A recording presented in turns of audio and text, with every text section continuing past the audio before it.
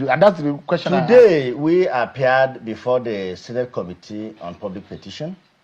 Senator Natasha was invited with her witnesses to come and prove allegation of sexual harassment against the Senate President.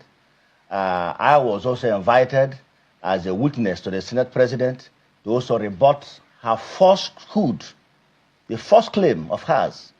So it started when she was asked to be on oath, because she said she was a witness. He said, no, she can't be on oath. She can't take oath. So, as a person, I said, okay, I'm willing to be sworn on oath so that I can give my own evidence. I was addressing the presiding officer, the chairman of the committee, and she turned to me and said, will you shut up your mouth? A sitting senator in the Senate, that I should shut up my mouth? And while all of that was going on, senator, whom I will not acknowledge by mentioning his name at all. His name is Senator Nwaebonyi. That's okay. But, you know, he then said, well, if they're not serious about giving any testimony, I am here representing the Senate President as a respondent, and that I am prepared to speak because, you know, we can't continue with this. So I said to him, can you please shut up?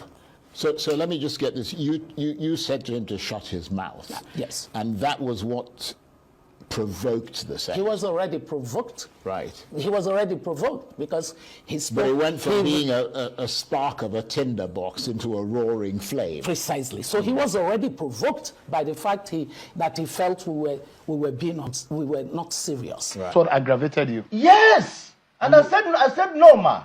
Withdraw that statement. He said, will you shut up your mouth? You're a hooligan. I said, you are the hooligan. For a mother like you, a grandmother of your age, a former minister of the Federal Republic, to tell a sitting senator to shut up his mouth and to add that I'm a hooligan, then you are the hooligan. But do you regret the scenario which played out? How can I regret the scenario? I gave it to her. But is that fair?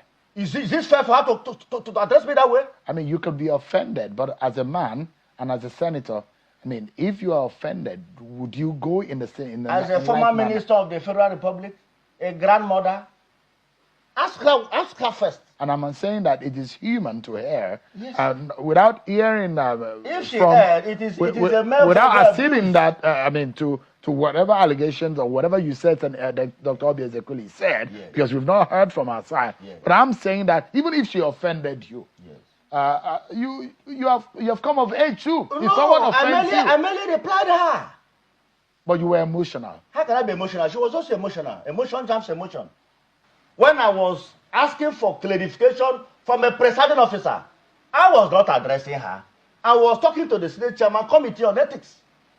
So I have no business with her. If she apologizes to you, would you also? Of course I will. I'm a Christian, and this is a Lenten period. But you cannot insult me. You cannot abuse me, and you ask me to keep quiet. Why is this senator? Senators still insisted that, you know, in fact, the word they used was, we're serious, we do serious things here. We don't have time for unserious things.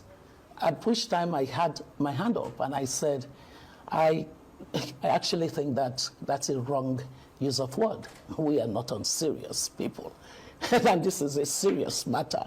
And, you know, many conversations carried on. Eventually, the Senate Ethics Committee decided that, you know, based on the fact that the petitioner was saying that he wasn't going to go into his main petition until they assured him on the two objections that he had. They said, and that it meant that we were not ready to engage on the matter. And then suddenly also said, oh, by the way, this matter is sub judice because there are two cases in court.